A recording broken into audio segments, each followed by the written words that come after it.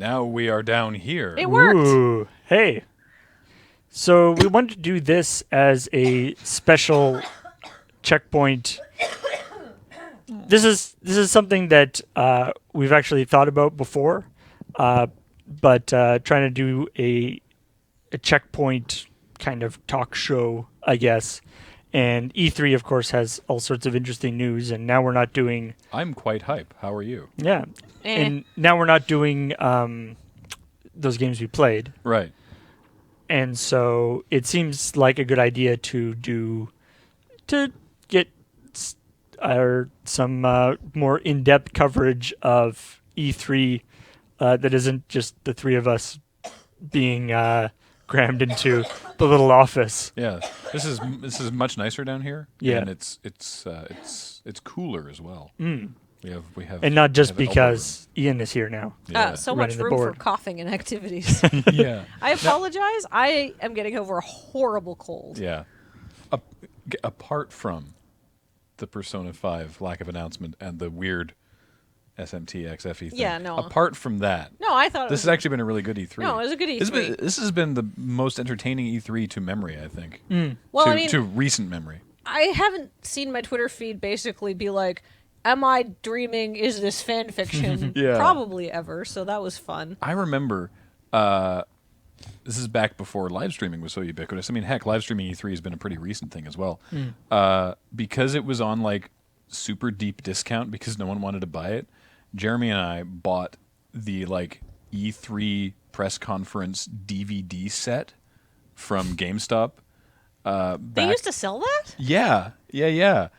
It was like it was like $5 because we had our like Edge discount or whatever, and that was watching that is what sold me on buying a 360 because that was when they were originally announcing and releasing the 360. It's the one where like Jay Allard came out and like sat down on stage and was like, "Hey guys, here's this console I made," and we were like, "Oh, this is really interesting, man! I want to go to E3 someday." Like all the news was out, obviously, but watching it live, actually seeing the presentation. Yeah, it's a little it's the same reason I watch Apple keynotes or whatever. Like I love watching all these presentations, and except for Square's this year was weirdly boring, and the PC Gamer one was. Yeah, really long. I was. Thank God for day 9. I There's saw only so much one man can do. I saw a thing Sean about can only carry a thing. So yeah, I saw a thing about the PC press conference. There was like first year they're doing a PC press conference, probably the last year. It was a good idea, but it was a super good holy idea. crap! I liked the variety of games they were showing off, right? Like, because obviously they had all the big games, but they also brought out like Fulbright to talk about Tacoma, and they showed a bit more No Man's Sky stuff. And it was nice to see like sort of the breadth of experience you get on PC. And it's not like they didn't have cool announcements either. Like No Man's Sky being released simultaneously on PC to PS4. That was a big announce, and it was just sort of like. Yeah, this is happening. It felt very much, I said this on Twitter, it felt like the live stream only sort of hanging out talk show chat thing that happens after a press conference. Right? But it was so scripted and everybody had points to hit and it was just a very it's very stressful. Well, some of the people coming out to talk to Day 9, some of them were like, "Hey, it's like a, look at this setup. It's like a talk show. All right, cool. We'll just hang out and chat." And then that led to sort of meandering chats that sort of went on and didn't do anything. And other people came out and were like, I am delivering a TED Talk about my video game. I feel that was worse, though. Oh, that was way worse. And other people aside from me have said this, but I feel like the real problem is, when you get a bunch of professional comedians and entertainers on there, they can be charming and they can talk about things and they can deliver points and still get the job done. Mm-hmm. Day 9, professional streamer, did a great job. Oh, yeah. But he could only do so much. For 3 hours. Exactly. And a lot of the people who came out there were not, like, it was presented like a talk show. These people are not sort of the natural entertainers that a talk show needs to carry things on and keep things interesting. Also, talk show segments are short. They come out for like 3 minutes. I'm so excited for No Man's Sky, and the guy from Hello Games is adorable, but he's so nervous on stage. Well, it's, I guess part of it is that, of course, Sony, Microsoft, and Nintendo, and to a lesser extent, like EA and Ubi and stuff, have had a lot of experience in doing these press conferences with like the of sort of combining these things where they have entertainers and also, developers who are not necessarily that. So they have some experience, and as we all know, they've had their own, shall we say, teething issues over the years. Yeah. Well, I mean, So Square is still not great at it. yeah. So maybe I remember. I think it was just last year. There was was it the Microsoft one, where there was like there's like 5 or 6 guys out on stage, and there's like there's like an image meme that went around afterwards, which was like, I don't know what to do with my hands. Yeah.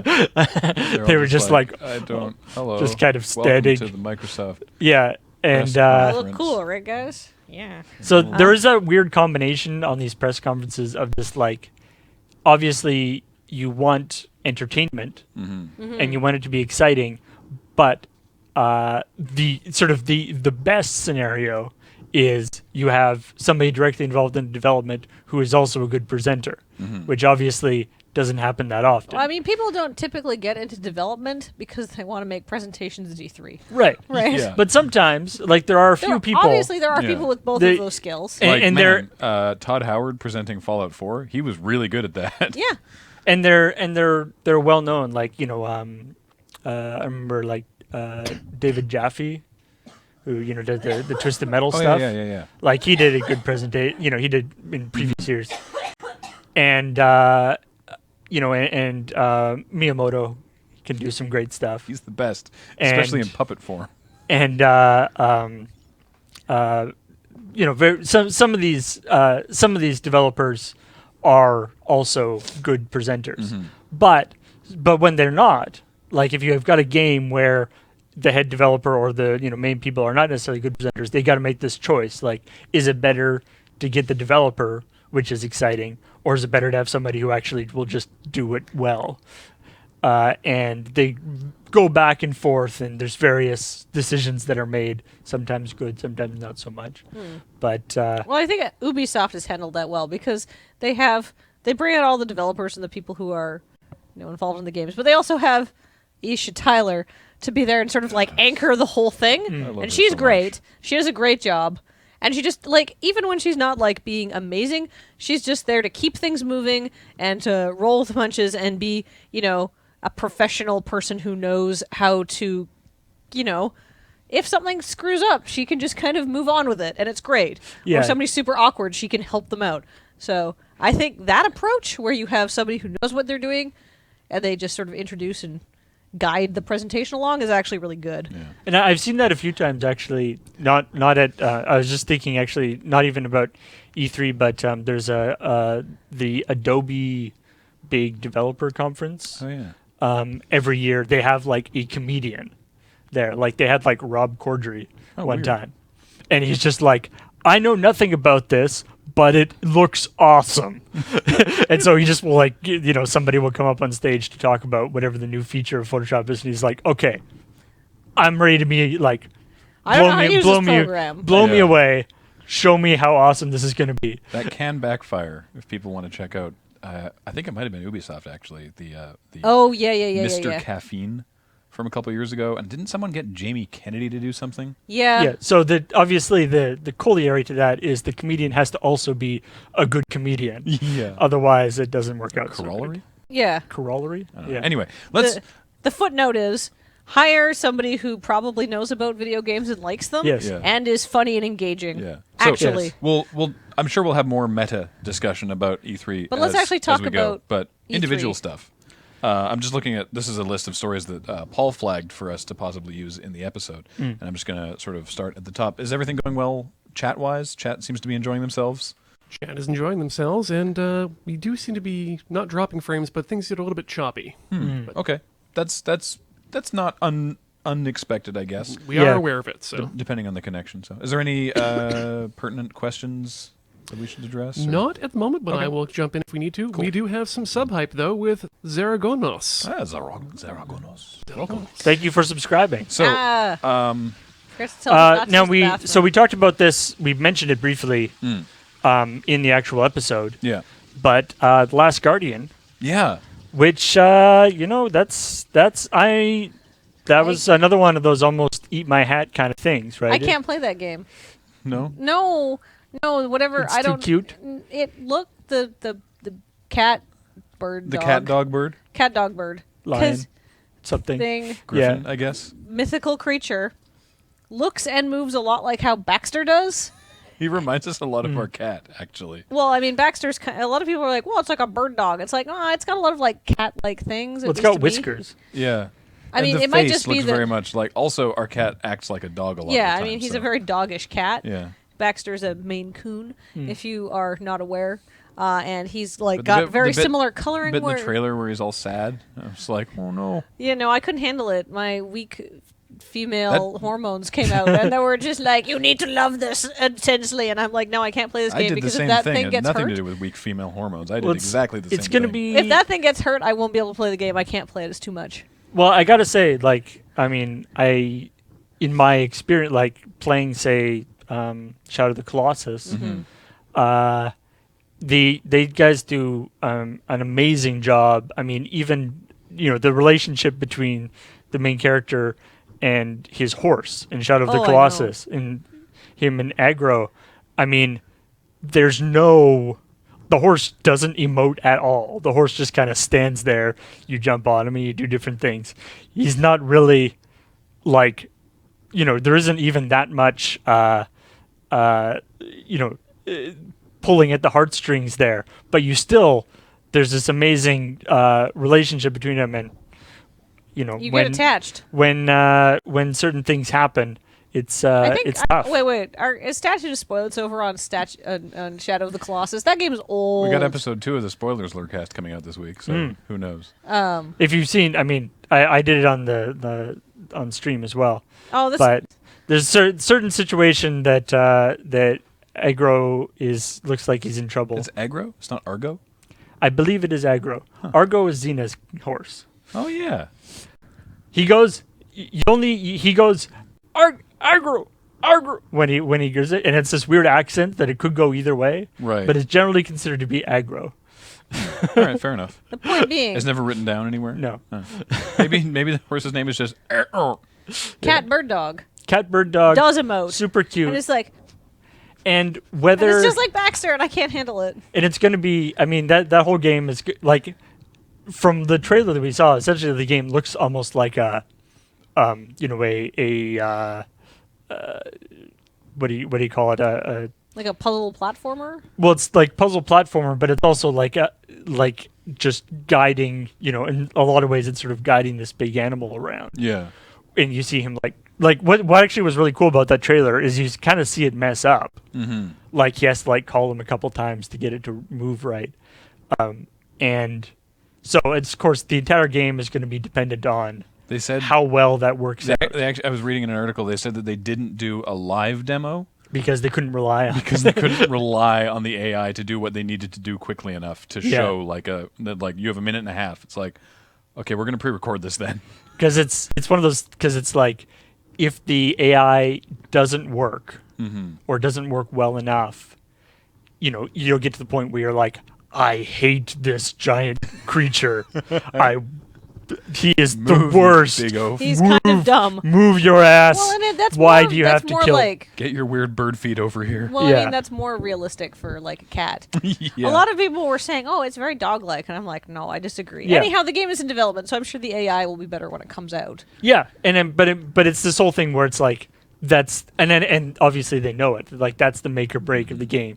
The big creature has to be more useful than frustrating. Yeah, and they finally set a release And window at adorable. least, which is 2016. Yes. They finally said. Which is unfortunately like a recurring recurring theme in E3 is almost everything is 2016 Hey, Yeah. Persona 5 is But 2015. at least, and Fallout. yes, at least there was. So normally we don't get this much mileage out of E3. Normally, No. 'cause we've been doing Checkpoint and then before that ENN for like 6 years or something now, maybe even more. Who knows? Someone knows. I don't. And every year E3 is actually very difficult for us to find news. Yeah, because, usually it's kind of a lull. well, because often it's just like, Nothing hey, happens before E3. yeah, nothing right? happens before, and then at E3, it's hey, the game that you already knew was coming is still coming. And like, it's very hard to make a joke when it's like, for example, one of the stories on this list is the new Square Enix Grimoire World of Final Fantasy. World of Final Fantasy thing, and it's like, okay, it's it's Chibi. I don't really know where to say it. Like, I don't know where to insert a joke because I literally have no facts other than this is a game and it's coming out at some point. And it looks like this, but as other things have proven, you can't take what a game says it's going to be at its first E3 look at face value, right? I mean, the main reason why I marked that story is that, I mean, one, it's big news. And it looks so incredibly different from a regular Final Fantasy game. Two, obviously the team developing it is probably a little annoyed that it was announced the same. It's like, oh man, did you hear the new Final Fantasy announcement at E3? Yeah. Oh no, weird. The other new one. No, the new announcement. Actually, what I feel most bad for is after Final Fantasy VII Remake was announced, they did this PlayStation like Spotify subscription music service and some other stuff, which literally nobody in the universe paid attention to. Yeah, I booted up my PlayStation last night and I was like, what's this icon on my homepage now? Yeah. Oh. Right, and because everybody was either A, being like, what did I just see? Or, in most cases, checking Twitter to see who could make the joke the best Yeah. about the Final Fantasy VII Remake. I do love with the Final Fantasy VII thing. It was literally like I was watching, like I wasn't even watching it, like watching the live feed with the audience there. I was just watching the video of it, and I could still almost feel the audience like holding their breath, being like, because even before obviously you see like Cloud's back or whatever, you know what it is, because they're showing Midgard and all this stuff, and but you can feel everybody being like, how are they gonna fuck this up? Yeah. It's like, this is not actually a remake. They're gonna do something stupid. Honestly, it's gonna be a movie or it's gonna be something else. When I first saw it, because it started with like the subway scene and stuff, I'm like, oh, are they making a new Parasite Eve game? That's what I thought too. And I heard you go, I was like, oh yeah, it is Parasite Eve. And then there was the shot of the playground in Sector 7, and I was like, what are you doing? Yeah. This is Final Fantasy VII now. Don't play with my emotions. Stop this. And then, like I said, again, in the story that we just did upstairs, they didn't even show a title. They showed the logo of Meteor. They just showed Meteor and then said Remake. And it's like, oh. And then the whole universe went, and I like this, the like announcer thing. It's just like, the promise has been made. Yeah. like, oh, you made that promise a long time ago. I'm still trying to figure out who that narrator is. Like, who's talking in the trailer. Kathleen and I were talking beforehand, and it's like, is it somebody from the game? I don't know. That's what it was like. I thought it was just a generic trailer narrator. It's probably that, but it's like, if it's someone from the game, who could it be? My guess is Sid, but Graham It doesn't sounds think gruff it like sounds Sid. I don't think that. Sid-like? I don't think Sid talks like that. I mean, we don't know what any of them sound like technically. Well, no. I mean, I have an intense headcanon built up. Excuse me. I just mean the language he's using and the way he's talking, not like his actual voice. It sounds like something Bugenhagen would say, except that he, at least in the North American translation, also goes moo-hoo-hoo-hoo-hoo. So it's like it's probably not Bugenhagen. Red 13 seems to be a good guess so far. Oh, I could Red see that 13, actually. yeah. That's a solid guess. Yeah, yeah, I could see that.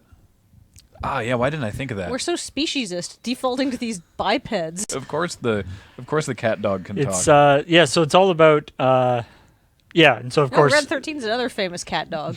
so it's all about who's or of course, what are they going to do to mess it up? What are they going to, if anything, change? I actually that's feel. what Oh, go ahead. Well, just that's what I was saying in my thing where I was mashing my mouth full of cake. Is they're like director Tetsuya Nomura, and I'm like, I don't care. I don't actually know that makes me happier. Well, the thing is, Like, I was 'cause thinking about this. I'm not a big fan of the Kingdom Hearts series tonally. They're No. fun, but However, like, for just, you're moving from such a different kind of like game engine and world and presentation. They do need somebody to be like, I think the camera should move in like this. I think it should look like this. and I get that, So I too. know that they need a director for reasons. I just don't want it to become Advent Children. Advent No. Children was fine, but it's But not. I don't want Final Fantasy VII to be Advent Children. I feel like Square Enix, after all these years, probably has a few people being like, just literally make the game again, warts and all. I hope so. And if Square Enix hasn't heard that, it's early enough in development that we can start sending this message out to them. Positive vibes. Just I know that think- there are some parts that are silly. I know that there are some parts that are probably going to be ridiculous and not hold up as well compared to the mechanics of, what we expect from modern games. Look, if Cloud doesn't get into a bathtub with 12 burly guys in Speedos. Riot. No. Yeah. But seriously, just make the game again, because then we will have nothing to complain about. That was the game we all wanted. Remember, Yeah. we were like, we then want they can Final just be like, Fantasy this is VII. what you wanted. Be And like, we'll be like, oh, you're right. and we were like, this is dumb. It's like, this is exactly what it's like in the PS1 version. We've just, obviously it looks different, but this is the same course. gameplay sequence. Having said that, Just do that. In the same way that a bad, by your opinion, movie adaptation of a book that you love in no way ruins the Hitchhiker's book. Guide. In no way ruins the book. Final Fantasy VII is still there, and honestly, the PC version that came out last year with the high-res textures and everything is Really nice. Which is pretty sweet. bizarrely, they also announced they are porting to consoles. Yeah, that was the most recent CheckPoint story we did on this. That there's Final Fantasy VII is coming to PS4. Which it's is- a port of the PC version that came out on Steam last year, Which is still happening. is still happening. So that's to tide you over, I But guess. I mean, the thing is, they're just going to take a long time to make this game. Mm-hmm. I mean- they're probably using the Final Fantasy 15 engine. Maybe. Hey, speaking of But the games, point being, it's going to take a long time to make it. So I'm guessing. it's yes, it's going to take a long time. I'm assuming they're not starting now. No. No. I'm assuming they've started some work on it. There was a lot of applause there. I guess we should make this now. However, no. I'm guessing we're not going to see that game till 2018 at All the right, I want earliest. to talk about another game I'm hyped about. All right. Is it Fallout 4? It's Fallout 4. So two things that we have in here. Well, I mean, there's a couple things, but two things. One, so they've said dog meat can't die, or Very or important. the dog. Presumably, you can name it whatever you want. Well, no. but- Dog Meat is from the Bethesda Twitter account. Oh, okay, cool. So, dog meat can't die in combat. Presumably, something horrible could happen in a cutscene that, would be emotional and awful, obviously. But, It's not the Yeah, situation the where you point have is- to leave him at your base. yeah, the point is you're not going to be spending every single combat going, shit, wait, hoping that the super mutants don't attack the dog and him get blown away. Apparently, he can get hurt and he limps off and goes. That's fine. Well, I that's mean, that's totally been okay. in previous games, but But more interestingly, this is super, super curious. Fallout 4's PC mods, some at least, PC mods will work on consoles. Now, this was announced with much fanfare during the Microsoft presentation that the PC mods will work on the Xbox One version of Fallout 4. The same is true for the PS4. They just didn't announce that at the thing. They haven't. They want it to be true.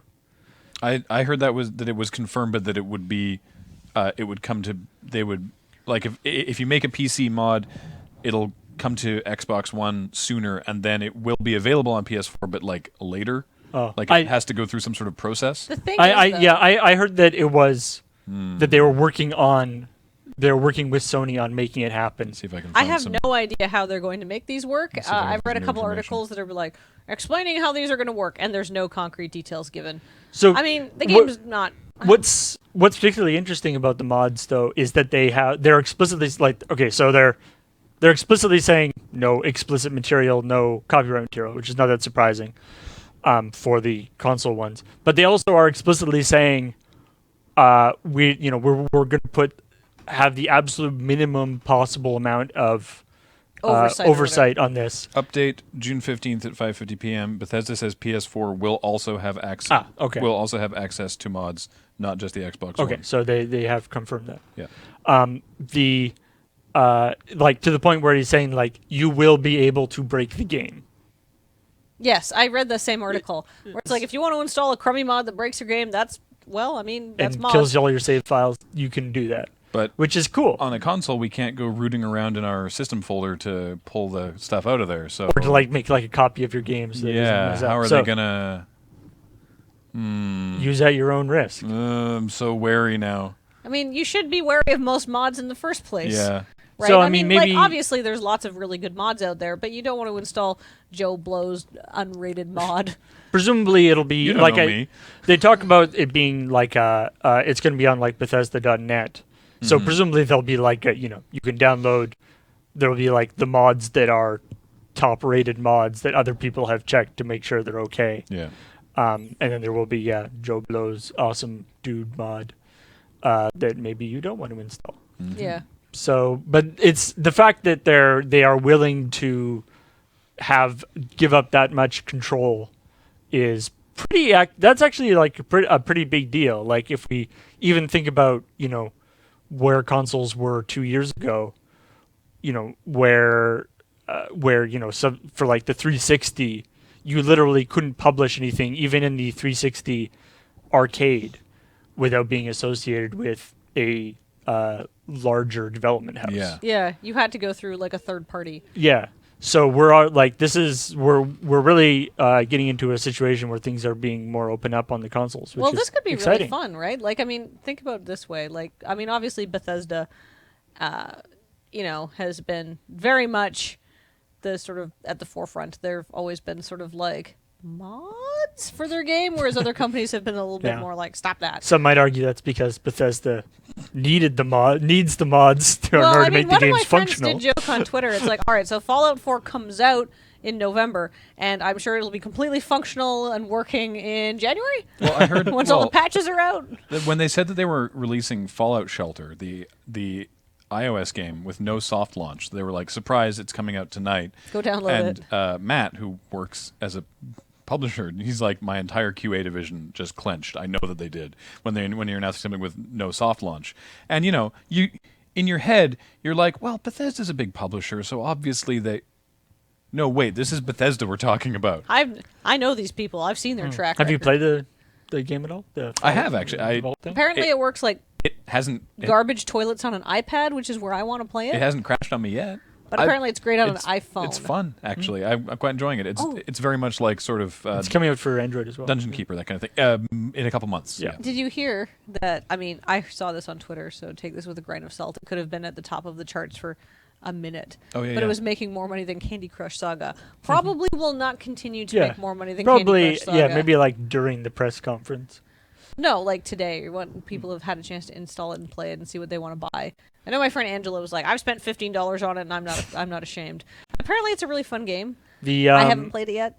And of course, the other awesome thing with the thing is the second screen experience thing that they're setting up, Oh, which the is Pip-Boy, yeah. which is pretty odd. Unfortunately, the actual like Pip-Boy like peripheral thing they have is Is kind of ridiculous. poop looking. But it looks like a Pip-Boy. In the It's just- yeah. the top grossing charts, Yeah, Clash of Clans, Game of War, Fire Age, Boom Beach, Fallout Shelter, that's Canadian. Candy Crush. Still, so Well, I mean, in the Canadian market, it's number 4. That's That's pretty still good. impressive. And yeah. it's above Candy Crush. It's still above Candy Candy Crush, Crush. Double Down Casino, Candy Crush Soda Saga, Hearthstone, Slotomania, and Jurassic World. all right. So, well, Game of War, I guess all that advertising is paying off.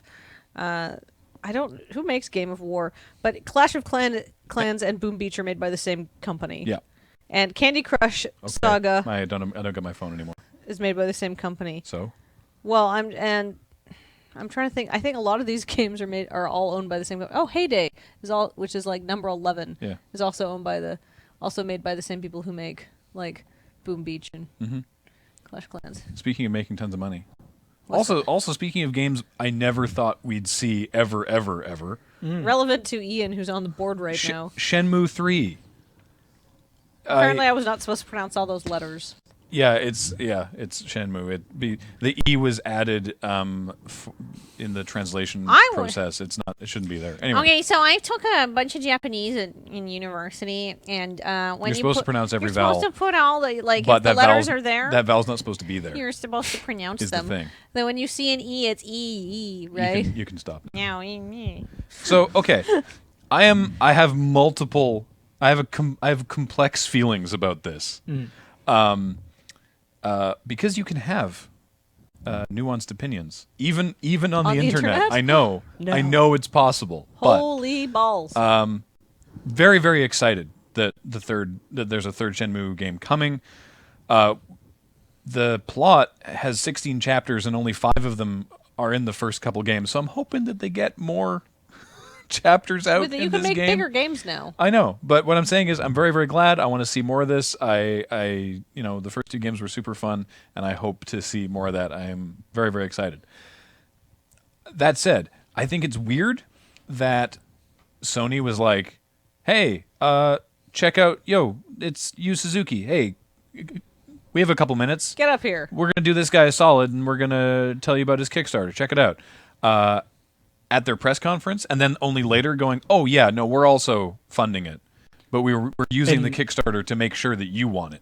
And it doesn't actually mention that on the Kickstarter, too. Which is... Now, yeah. And now, I also, from, on a very, very much smaller scale, I can sympathize with some of that. When, back in the day, we'd be like, hey, who wants this T-shirt design?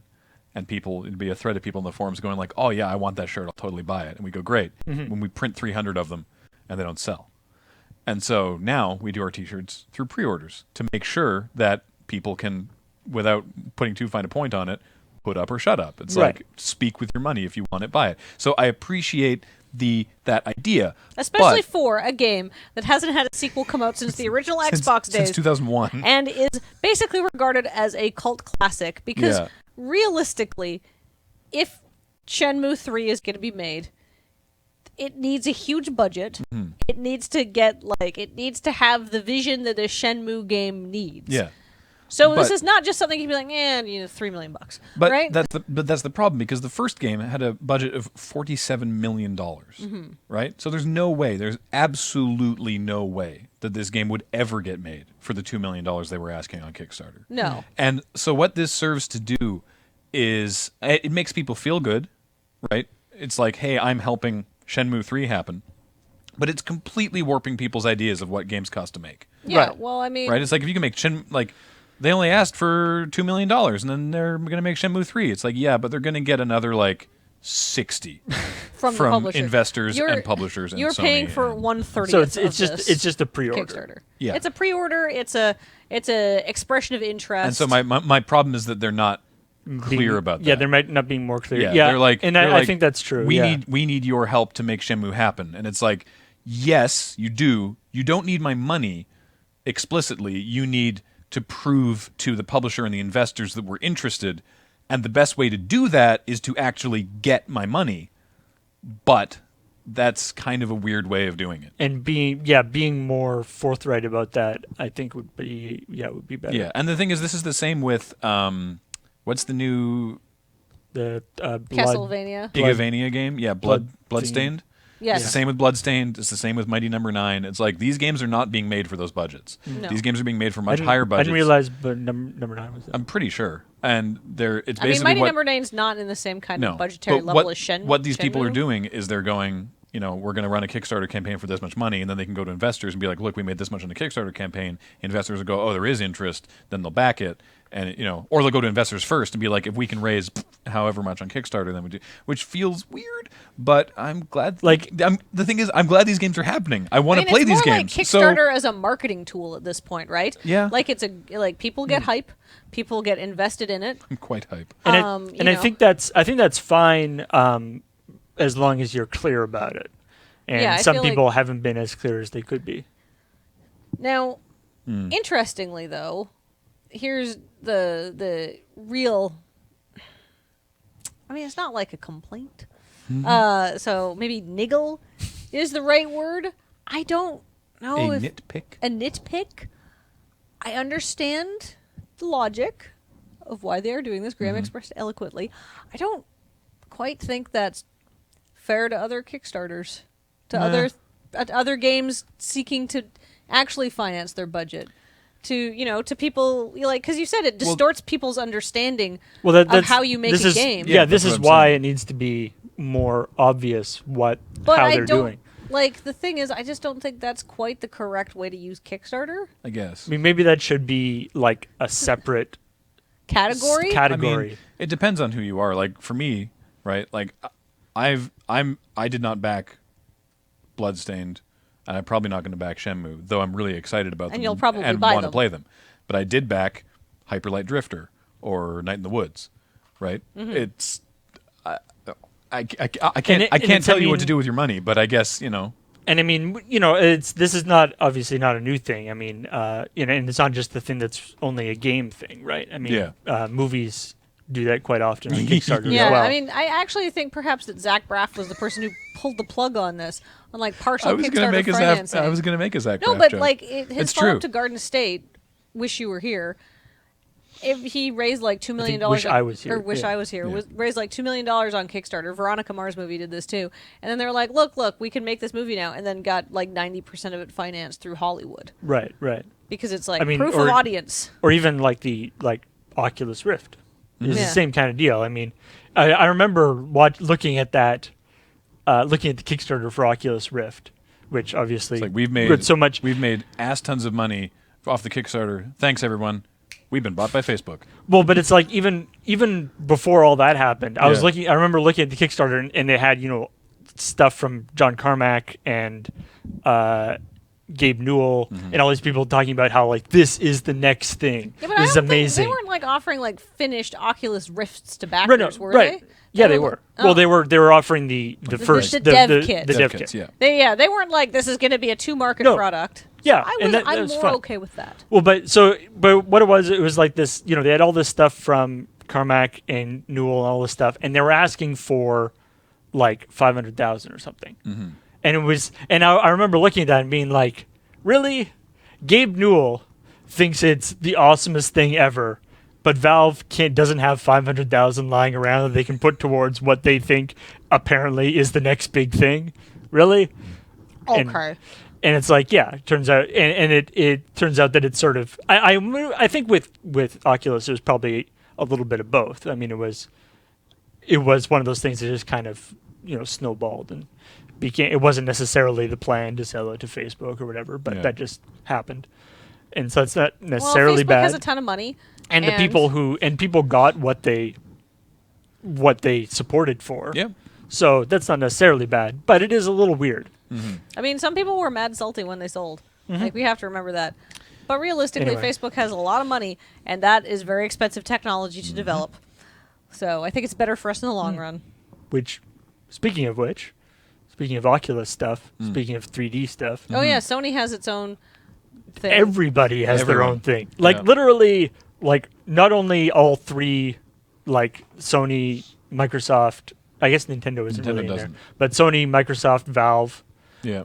But then you just keep hearing about all these like random. It's like this company Is now getting into 3D. is now making their own 3D thing, and it's Yeah. like would really, And yet Nintendo still won't finish the vitality sensor.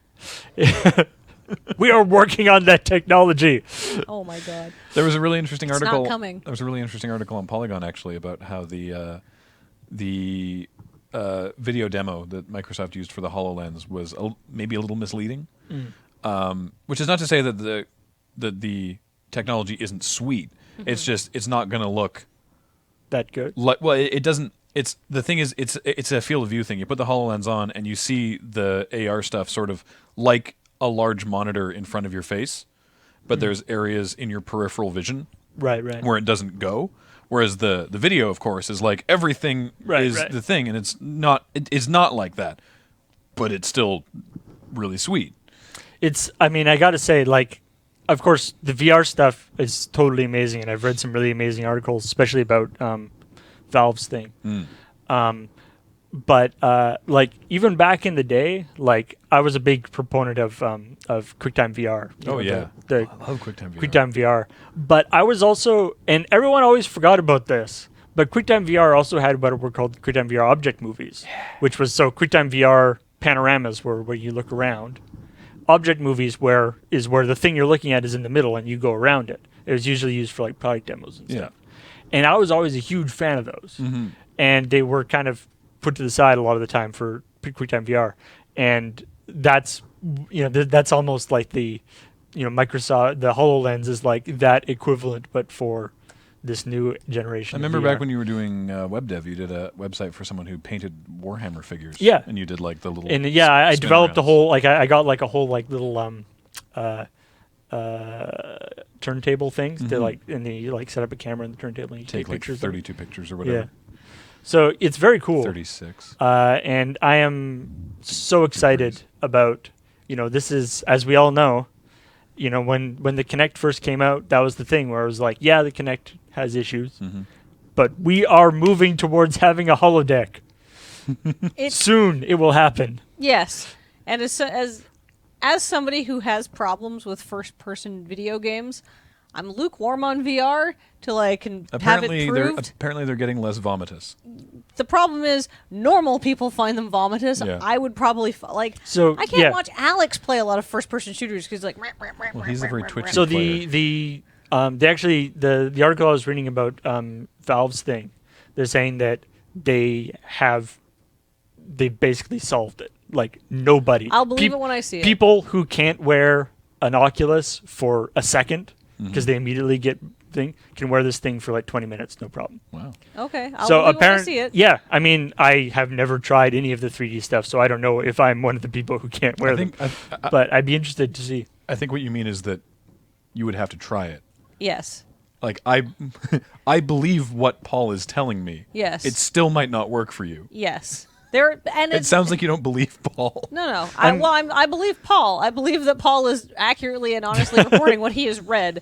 However, I don't believe entirely what he has read until I've personally tried it. I'm not even that small of a minority. There's tons of people who can't play those games because they get queasy. And apparently if you practice at them and you play them, then you stop getting queasy. It's like, I don't want to feel sick and nauseous so I can stop. No, I just don't want to play them. I'm sorry. However, we'll see. But I mean, We'll the see. cool thing is something like the HoloLens is a whole different deal. Yeah. Because it's not like it's covering your whole field of view with stuff. Exactly. It's just there's an extra thing in space, Yes. which is cool. So that's a whole different deal. I'm very excited about basically all of that 3D stuff. Bring it on. I'm excited for it to actually come down into where it's actually a real thing that we can have you can have in like your house. Sweet. I have another nuanced opinion. Oh dear. Oh, yeah? About something. Oh, So- on the internet? They've announced When will you learn? They've announced a new South Park RPG. The Fractured But Whole. Oh my god, one of the funniest things. Excellent I'm sorry. name. Excellent name. One of the funniest things was I was reading the Polygon comments on this and people were like, I don't get it. don't And then get it. the next reply is like, say it out loud. It's like, I still don't get it. And it's like, are you troll? This is the worst troll. And then a lot of people are like, no, and it's like, and then eventually 6 replies down, oh. The Fractured But Whole.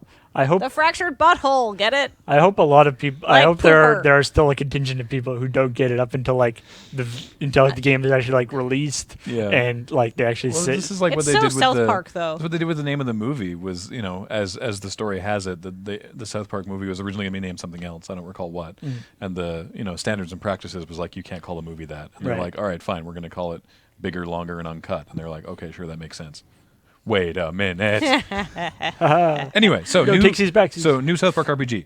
That's awesome. I'm excited about that because the Stick of Truth was great. I really enjoyed Stick of Truth. Honestly, that was complete out of left field. One of my favorite games that came out that year. Really I was good. like, wow, this is Really good. top 3 easily. Yeah. Reasons that I'm not maybe super stoked about it.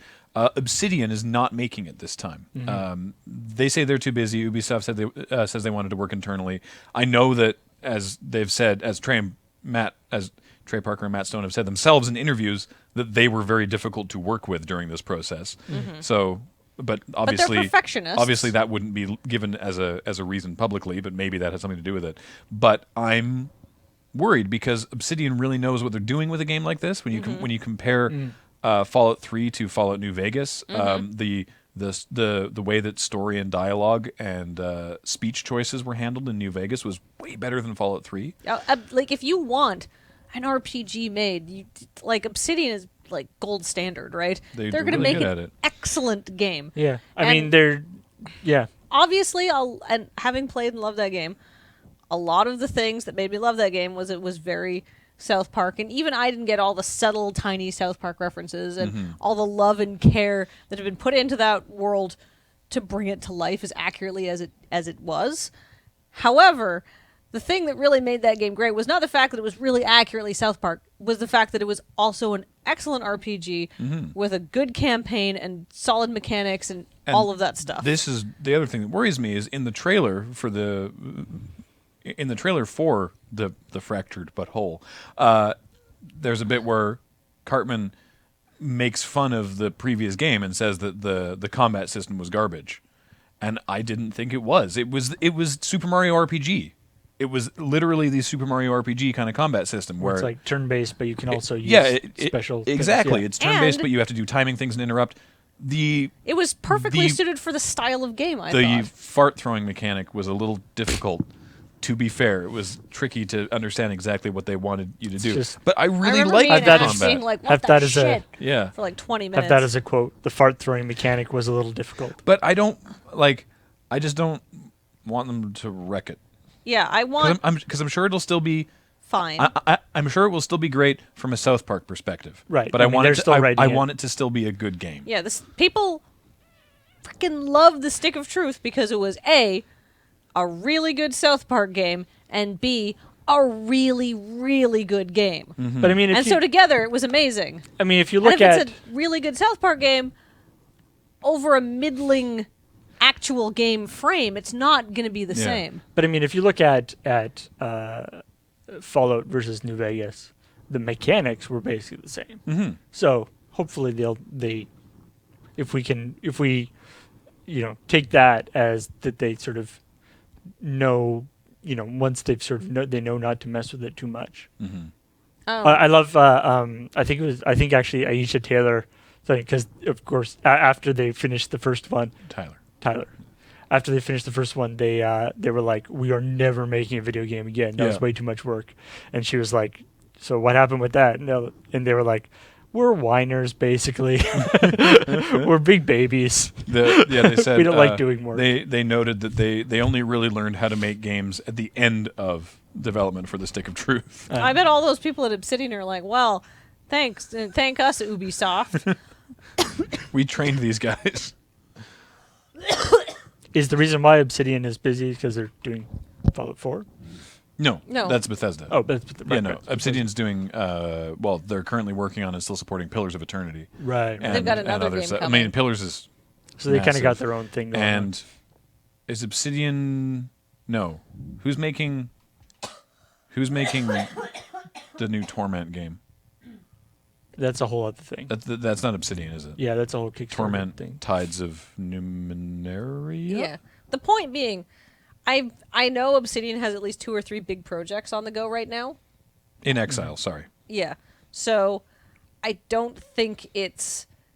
I mean, And it might be feasible. And obviously, the advantage to getting Obsidian is rendered moot if Obsidian is super busy and has to rush it, which obviously we don't want either. Or the so. advantage of getting Obsidian is rendered moot because everybody at Obsidian is working on it. So what you're getting is not Obsidian. You're getting a third-party studio hired and managed by, Right. a couple people at Obsidian. It's not the same. It's funny too because Obsidian, like Jer and I, when we were doing ENM, we used to joke about Obsidian because they were like the sequel people. Right. They would always take out. they did. They would always take Black Isle stuff. They did Obsidian in its current form. They did Knights of the Old Republic 2, and then they did Neverwinter Nights 2, and it was sort of like these are maybe not as good as the originals. And then when they did New Vegas, it's like, holy crap, they're making another Fallout game so quickly. Oh, it's being made by Obsidian. I don't know how I feel about that. And then it was great, and they've just been knocking it out of the park since then. But initially we were like, they're people that we, it's like, we made this game. We don't want to make the sequel, though, so Obsidian, you have this. So like the Obsidian, RPG, you are technically extremely competent. the RPG equivalent of like Treyarch. Yeah, but now I'm like, now I'm all for it. Well, And they've now- got a and proven now- track record. Exactly. And now it's like Exactly. other people are making the Obsidian sequels. Oh, yeah. Bump, Bum, bump. bum. All right. So I'm cautious. I'm reserved. Like, I am so prepared to love that game, but I am also prepared to be extremely disappointed by it if they give it a complete overhaul and remove all of the things that made that game great. That's all the stuff we have written down. Is there anything Let's talk about Ubisoft. And speaking of Ubisoft, because Ubisoft. they are, of course, developing that sequel, Ubisoft. What's that? Well, about we it? haven't talked about their presser at all. It was good. It was good. They have a bunch of cool stuff coming out. Everybody losing their mind over the transition from Rainbow Six. It was really good. That trailer was the Ghost Recon. The trailer, Ghost Recon. which It's I like called. where the blood We is were like, watching it. We're like, what is this? And I was like, is this supposed to be Ghost Recon? It looks amazing. I've never wanted to Yeah. play a Ghost Recon game before. It was really good. I'm personally like an Option A sniper kind of girl. I like the stealth one. Yeah. I am Stealthman's. Yeah, I mean, Go in Ubi's, like a ghost. Ubi's thing was like everything is open world now. Well, that's been their thing for a little while. I I mean, guess like, Jim Sterling has noted that sort of like the Ubisoft game is almost like a genre now, and it's like open world towers. Yeah. You Yeah. know, you got to go up the tower and light the beacon, and then you get the map. And like you look at like Watch Dogs, Assassin's Creed, Far Cry. These are all very like, oh, I see. Like they're all very very similar in terms of gameplay. They're just like the setting and stuff. I would, Yeah, I mean, as an Assassin's Creed fan, how does the new one look? I to am you? I am stoked. Syndicate. I mean, I've read from a few people who were kind of burned out on Assassin's Creed. It's like, wow, this is an Assassin's Creed that actually looks awesome and also different, which is pretty cool. I, as someone who wasn't really burned out on Assassin's Creed, am also excited too. Because then you just get to play with Assassin's Creed. Assassin's Creed, but it's I mean, cool Victorian London. It and might be one of your favorite franchises, honestly, because you I play mean, them all pretty religiously and enjoy them. Yeah, I mean, if certainly, I don't know about like density of enjoyment, but if we're talking about Breadth of enjoyment. breadth, like I mean, in terms of hours of video games I have played, Assassin's Creed is way up there for me. Yeah. I'm also really excited about the new Dishonored. Very excited. And speaking of Victorian England, actually, wait, before we move on Whale to the new punk. Dishonored, I just want to say, also, Ubisoft announcing betas. It's like they've learned. Which? Ubisoft, they're like, and the beta for this is going live, and it was more of like the multiplayer stuff. Well, that's to make sure. That's because it's a press event, right? And it's like you can play this at this point. But no, you but know? like the fact that they announced like betas for, I can't remember which games, but it was like the multiplayer, like Tom Clancy Shooty Man's games. The point being, Rainbow Six. Rainbow Six. Oh well, Ghost Recon's also technically Tom Clancy's, I think. Yeah, it is. Mm-hmm. The Some point weird being, noise. betas. It's like they're like, whoa, we maybe are not the best at quality control. Let's make sure all the characters have their faces. Yeah. Is the new? Oh, sorry. Go for Dishonored. Sorry, oh no, I was just saying that it looks sweet. What You little get of to it play we as saw. Emily, Yeah. who is the girl. She's the little girl you It is? rescue. Yes. Okay. I 'cause looked it up. They said because I thought it was, and then they were like, and Emily, who's a new character, and I'm like, Well, she's a new Muh? playable Yeah, character. yeah, exactly. So- According to my recollection of Dishonored, I was like, that is the daughter of the lady who was killed. Yeah, the I girl thought like that so. you she's rescue. she's the princess. The princess. pretty sure. And according to the Dishonored wiki, which I then looked up because I was like, am I Does it- completely misremembering Yeah, it? Emily Caldwin. And yeah. doesn't that make it so that that basically like the bad ending of Dishonored is actually the canonical ending? No, because you can play as Corvo too. No, but it's just in terms of what we see in the trailer, basically being because it's like if you're good Corvo, she ends up being like nice ruler, everyone's happy in the world. If you're evil Corvo, she's like a more tyrannical ruler. Well, she could be a good ruler and then just also learn how to be a badass. According to information, I don't know why I'm so involved in this. Probably because the game is sweet. I'm down. That a new is sweet. threat to her rule has come up, so she's got to kind of take matters into her own hands. Apparently, we Doesn't get to wanna see end a up new, like her mom, I We get to see a guess. new Nice. area of this world, like some southern islands, which apparently is where Corvo's from.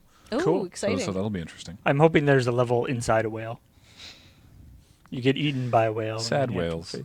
fight. Well, I mean, the nice thing about seeing like a new area is going to be like new monsters and new problems and stuff, and it's not going to be all like rats and zombies. I mean, there probably will be rats and zombies. Well, did you to see the kill. trailer? There's There not was going to be rats. There was a guy full of holes that had bugs growing out of him. Oh, maybe Oh. it's bugs this time. The bugs were like this Great. big. Yeah, isn't that awesome? Great. I'll have to Yeah. watch the trailer again. Now, is the new Mirror's Edge, is that Ubi? Yeah. Yep. That's Ubi. Yeah. No, that's No, EA. that's EA. That's EA. Right. DICE. Right. DICE, of course. I am excited about that too. Me too. Open world Mirror's Edge. I'm actually, and I'm a little bit like, we actually did a story on CheckPoint about being really dumb that it's a reboot because there isn't that much. I mean, I just played through Mirror's Edge. Yeah. Reboot / And retelling. I guess. Yeah, it's not, and when it comes right down to it, it's not. It's a prequel. Like, it's before the other one. Yeah. So it's not even really a reboot. I mean, Yeah. it's a reboot in the sense that it doesn't. Not as many people played the original. And it's a reboot in the sense that it doesn't. The story from what I understand, the story in this new one is not going to really lead into the story from Mirror's Edge. Like, it's a slightly different world or whatever. But it's not like they are doing Mirror's Edge again, but making it a different story. Like, it is a prequel thing. But open world Mirror's Edge seems awesome. I like the idea. I reserve the judgment to you because I cannot play that game. Yeah. I'm almost. I mean, I haven't played it yet, but I'm pretty sure that it will make me throw up. I didn't find it that bad, but yeah. I guess because we have to wrap it up in about 15 minutes or so. Is there anything, Ian? Is there anything in the chat that we haven't talked about, or rather, chat? Let us know if there's something that You'd we like haven't us to talk about. If we have We ha- opinions on anything. Boy, do we have opinions. I mean, Can there's have my lots coffee? of things that got announced and lots of new games coming out, so we may not everybody may know every single game. That was a big thing with this E3. It seemed like, because there's no new hardware, and I mean, other than some of the VR stuff, it was just basically like, here New are a game, bunch new of game. awesome games. New game, Boom. new game. For Honor and Doom 4 are the first Oh, things that right, come out. Doom 4. Right. I actually hadn't seen the. I came into Bethesda's press conference a little late, so I didn't actually see the Doom reveal at the time. I know that. Is sure. it Cam and Alex both have very strong, like deep-seated, memory, relationship, nostalgia feelings about Doom. It's a classic. And yeah. they both have very different feelings about the trailer. And I can't remember who is like who. Which one of them is like, this looks perfect, and which one of them is like, this is like a grandfather trying too hard. Yeah, I mean, it looks like it could either be like, this is what Doom is about. This is, we're gonna take it and we're gonna like crank it up to 11 and we're just gonna run with it because you know what? It's Doom. A and game it's, like Doom should exist, and then we're gonna do it. Or it might be like, oh, I know what Doom should be. We need to make the bloods go. We need to get all the Right. blood and the gore and make the chainsaw. We'll do that. It's a fine line to So, draw. But the thing yeah. is that you have to remember the original Doom was almost like comically ridiculous. It's I think like, that's why people liked it. like I mean, But it wasn't. I played and I enjoyed Doom 3. But Respecting that there were issues with that game. oh, certainly. Yeah. But I mean, for me, what I'm looking for, what Doom is this sort of it's a big cool game, but a lot of it is check out our new awesome engine, Yeah. which is totally legit. Like it's a much cooler way of doing that than like, here's a tech demo. That's what id's always done. Right. Yeah. And that's totally cool. And Doom 3 did a lot of neat stuff, which some of which has been picked up in other places and some of which hasn't. But I don't feel like a lot of people it's not like you come to Doom for the in-depth story of the franchise, which is basically Demons on Mars. there's people on Mars who open a portal to hell and shit happens. Idiots. Always. Don't Never- open a hell always. portal. Like, Yeah. it's always a bad idea. I don't know what you're expecting to go right. Maybe this part of hell that we're opening the portal to will be the nice part. It's never been a good idea. For Honor looks super interesting. It's I have no opinion on it so far. yeah, I guess I would describe it because we were watching it and trying to suss out what it was, and it's like a Dynasty Warriors-ish melee third-person MOBA. Like I like that the developer is actually like, we don't have, people keep asking us that, Yeah. and we don't have, like, people, I guess people will come up with a new name because it looks for like it looks like Dota or League in that you have the two teams, they start from either side, and there's a bunch of other little dudes in the middle that you can kill for experience or whatever. But it's third person. Well, technically any MOBA is third person, but it's not top down. It's over the shoulder, and it's all melee combat with moves and stuff. It looks like very like visceral, tactical melee fighting, and in like this 4v4 sort of arena thing. It doesn't look like something that I'll play just because I never get in. I never get to play games like that. But it looks neat, actually. Speaking of like MOBA type games, have you guys noticed how many shooty man's MOBAs there are? There's obviously Blizzard's new thing, Overwatch, and then there's the new one from Gearbox. Yep, Battleborn. Battleborn. Yep, and then they showed one at Bethesda. Yeah, I don't remember what it's called. It was in like way early alpha. Yeah, it didn't look amazing. I mean, but it's in way early alpha. Yeah. So it's just like this is a thing that is happening at some point. I'm more forgiving of like. But yeah. Well, I mean, it's a good idea. I mean, everybody loves Destiny, right? That's not what this is. No, but like, there's definitely. Oh, sorry. You made it sound like they were making this because of Destiny. No. What I'm saying is that Destiny has definitely proven that there is a market for kind of a first-person shooter-based team thing. That's true. Right? Provably, also, everyone does not love Destiny, but Also, I love Destiny. funny thing about Destiny, like the more than 20 million people who've tried Destiny, it's like, and how many of those are still playing? enough. Oh yeah. Speaking as a Destiny player, lot. how do you feel about the was it the Lost? The Taken King. The Taken King. I'm very excited for the Taken King. Very excited. I could have sworn we had a king right here. Who took the king? Who took the king? The probably one of the most exciting things about it is the new subclasses. Because since the beginning of the game, there's 3 classes, and they have 2 subclasses, and there's been this third empty node Oh, in subclasses. just mocking you. And everyone's just like, something good. And so there's 3 classes, and there's 3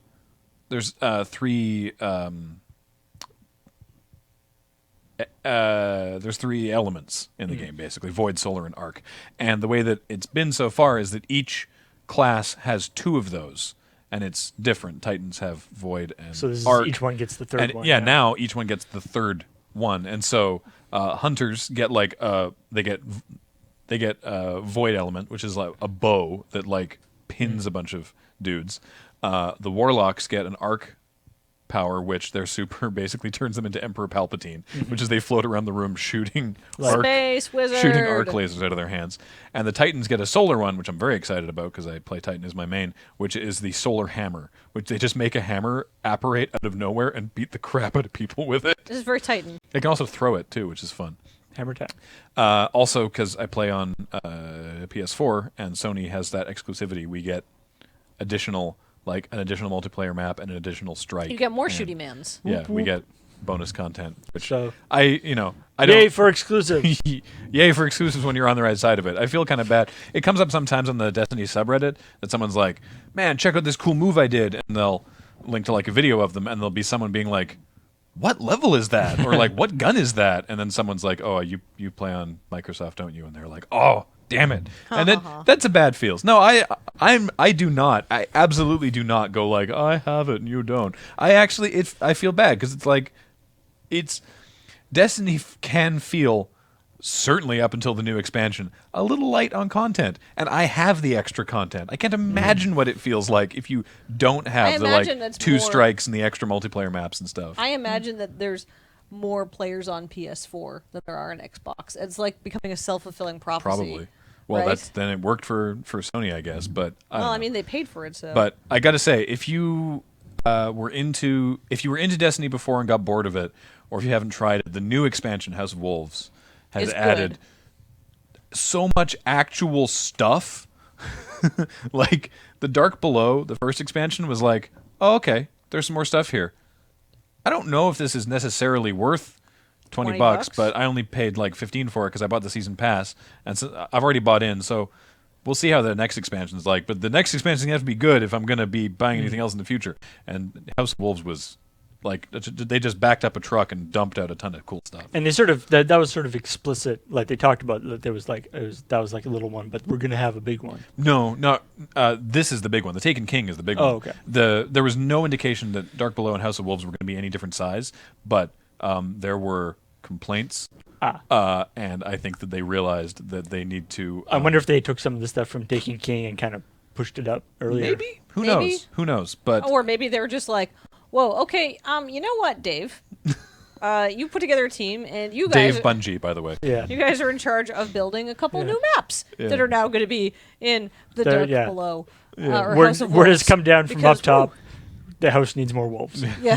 More There's a lot of wolves. Right now it's To be fair, like more looking like a House of Wolf situation, and Yeah. we need a house of at least several wolves. certainly more wolves than I expected. I tell you that.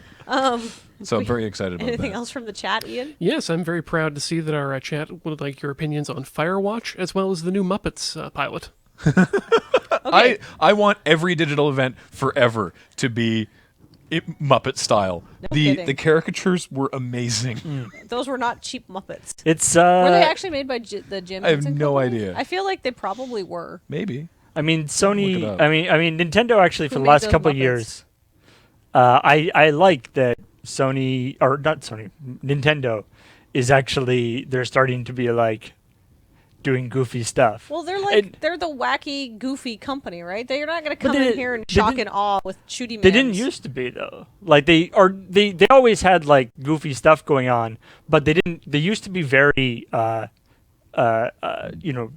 very serious about their actual presentations. And the thing is, it's not only are they doing goofy stuff, but Iwata and Reggie and like the actual like people who are literally running the company are involved in these ridiculous shenanigans. It's fun. Which I think, yeah, it's awesome. I I like that fully they got approve. They got the "my body is ready" joke out of the way very early in the Nintendo conference. I love that joke hasn't died.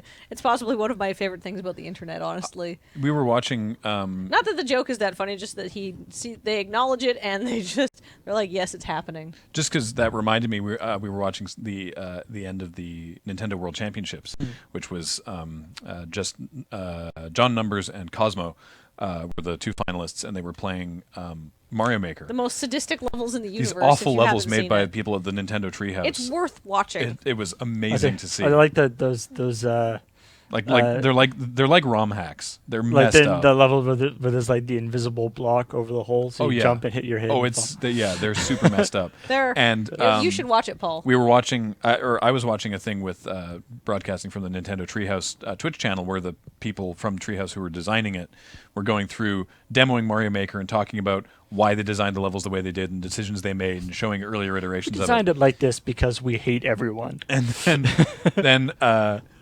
Miyamoto came in, and which unexpectedly to the two designers, and said that he was so impressed by the work that they'd done that those levels, the ones from the World Championships, will be included in Mario Maker when it As like demo. when it gets released. Yeah, Oh. which the Spiffy-diffy. Treehouse designers were like, ah. Also, It was really cute. Probably the sample people were like, I cannot beat that level.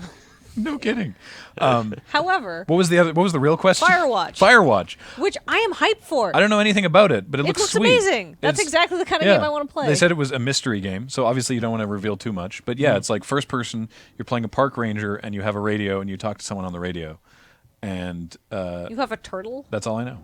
Did you see someone? It's- I saw someone tweet this morning. The animation rig for the no, turtle? the best dog of E3 award goes to the turtle from Firewatch. Yeah, basically I what imagine it it is being like Five Nights at Freddy's, except there's fires no, it's instead not. of It evil has guys. it's completely different. Like tonally, it looks really like I don't want to say cute, but like friendly and Pixar-y and approachable, I guess. Right? But creepy. The end of that trailer was really creepy. Yeah, exactly. It's so good. Yeah. Did you see the trailer? No. So it's the guy. It's showing like a bunch of little vignettes, and one of them is he picks up like a cord, and he's like, "Yeah, someone's cut the communication lines." And the woman on the radio is like, "Wait, you're already there? You're not in your tower?" And he's like, "No." And she's like, "Then who is?" And he looks over, and the ranger tower is like 500 meters away. And it's like, Dum, dum, "Uh dum. oh." But the thing is, it's really not all good. like Alan Wakey, where you're like skulking around in the darkness. It's like full sunlight, full daylight. It's amazing they managed to make a mystery game in full daylight. Mm-hmm. And you're very right to actually compare it to Pixar and the friendliness of that and the whole host, because the The parent software publishing company, Panic Software, which Mac users may be familiar with from Transmit and Coda, is the parent company of Campo Santo, the creators of Right. Firewatch. Oh, wow. That's so weird. All right. Well, there we are. I didn't know Panic was expanding into that. So anyway, yeah, It looks cool. I basically don't know anything about it, but it looks sweet. Yeah. Speaking of new IPs, Horizon I have. Zero Dawn. It looks Whatever. incredibly no one weird needs that subtitle, but and fantastic, but I have no opinion on it because I have no idea what this game is about. it's about shooting mechanized dinosaurs with a bow. It looks awesome. It's very fascinating. Yeah. I don't know. It looks super neat. You know, they talking about the Zero. I love the they're talking about the new Star Fox Zero. Mhm. And they were saying like it's not despite it being called Star Fox Zero, it's not a prequel. It's like not It's a more like a remake. remake. It's sort of like half a remake of the N64 Star Fox. Yeah, Miyamoto was in an interview was saying that the bit where the ship turns into like a little walker Like a was little something that they wanted to put in Star Fox 2, but couldn't. Star Fox 2 never happened. When Star Fox 4. I think so. Yeah, and But- so they're like, now we finally get to do this. So, but anyway, it's just you're talking about the name. I love they're saying like it's called Star Fox Zero, but it's not a prequel. But we just thought Star Fox Zero sounded good. Yeah. Oh yeah. So it's like, Star Fox 2 was never released. Yeah. why do we even have these names? All right.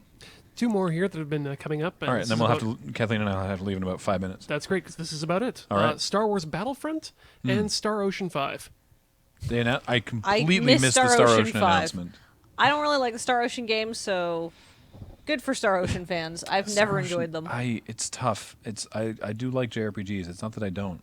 But Star Ocean games, every time I see one, I'm like, yes, this looks sweet, awesome. We're gonna play Star Ocean, and I sit down and I start it, and I'm just like, oh god, this is going on forever. I feel like I did that with Till End of Time. It's very- Yeah, I did that with Till End of Time and the more recent one. I guess 3 and 4. I guess I don't know. I'm not saying this is Star Ocean's fault, but I feel like everybody knows I love my JRPGs, but I really don't care much for the traditional fantasy setting. And I feel like Star Ocean games might be responsible for that, or at least the boring early hours of Star Ocean games. Except that they're not. I mean, they're spaceships and stuff, but Star Ocean is a weird like the boring early hours of Star Ocean games and it's yeah. before you get to that point. Or a Star Ocean game will start. It's like you're on a spaceship and then you crash in JRPG land, and you have to use a sword while you're trying to fix your spaceship. I feel like it's perhaps the eternal bait and switch of the Star Ocean games. And it's Star Ocean, I find, and at least my relatively limited experience playing it, but it does seem to be like one of those sort of very sort of quintessential JRPG. It's like when people think about JRPG, something like Star All Ocean the is sort good of what you think of. And the bad. Which is good. Like, if that's what you're All going of the for, JRPG. then yeah. Yeah. But it's got that thing where it's like really weirdly complicated plots that are, I don't know if it's a recurring thing, but I remember Until the End of Time. It's like actually turns out to be all in a computer game that is possibly also in a different computer thing. It's like a weird simulation or something. I'm glad we never got that far with our, which I realize now was basically an abridged series before people did abridged series. In some ways, yeah. Is what we were doing we did a Star Ocean thing years ago. But- I didn't even know if it's still online. But yeah, but Don't look for it. But it's got that like unnecessarily convoluted plot, sort of clunky, clunky dialogue, sort of clunky battle system, which and grinding and all this kind of stuff. Which certain types, certain ways people like to play video games can actually work really well for it. But it is not my particular cup of tea. However, I know lots of people are super hyped, so good for you. You love Star Ocean. You may not necessarily love all the games that we love. What was the other one? Star Wars Battlefront. Oh yeah, that looks sweet. Apparently, there's like, if you look at the Battlefront footage they showed, and then you look at the Force Awakens trailer, there's like some parallels there. Well, the crashed Star Destroyer, yeah. The point being, it looks like it's richly tied into the movie narrative, which is cool. But I mean, That's like the new thing. it looks gorgeous. It looks like before. It looks like a Battlefield game, but Star Wars. So Okay. That was All right. that was in the Jedi the whatever the one with the Force Unleashed. Force Unleashed. Right, where the too. guy's like, ship. It just Crash. started like Star Destroyer being crashed is like the shorthand for shit went down. Yeah. Yeah. All right, so that is going to be it for us talking about E3. This was fun. I hope that you watching think this was enjoyed horrible. this sort of less interactive, But more bantery. round table-y discussion-y thing. So like we said before, we have an errand that we have to go run, but we will be back for part of GPLP, and then Kathleen will do sub-welcomes while we fend off eagles Oh, in that'll Far be Cry great. 4. Don't Yeah. kill any charismatic large cat animals while I'm on the stream, though. That's okay. I won't kill any charismatic large cats. We may be forced to kill some grotesquely endangered other animals, but no charismatic cats. Hey, I don't sometimes even sometimes I need to build a bigger wallet, and I don't can like- only do I that don't with like white this- rhino skin. I don't like this mechanic. It's very I strange. don't like it. I don't approve. I don't know why your wallet has to be made out of 4 rhino skins. Jesus. Yeah, I'm sorry that the video was choppy. I guess we'll figure out what was up with that. Might have just been the actual internet connection, like not the pipe, but the actual just the little wireless dongle. Might not have been able to push this much all at once. It should be okay. It's possible that it's something to do with the streaming computer or something. All right. Anyway, so thanks all to watching. Thanks, Kate, so much for this cake because it's amazing and Wait, delicious. Paul, and just show off I'm the gonna cake one eat more more of it time. later. This is the cake that I ate so that I could So you eat can see it. so that I could eat my hat. And it's really, really tasty. And it's chocolate and delicious. And Yeah, I'm if gonna you tilt it forward a little bit, you can see the brim. Not too much, but eat a bunch more of it later. Now it kind of looks like a hat that someone has had a horrible head injury while wearing. A delicious head injury. you Yeah. turn it around. And they're you eating see delicious We've brains. in fact eaten a little chunk out of it. All right, and thanks, Ian, for coming in at the last minute to run the board. Yeah. So, all right. So we'll be back at 3 o'clock with GPLP. Graham will probably be in a little late, so I'll start off playing some Far Cry, and we'll see how far we get. Bye, everybody. Bye.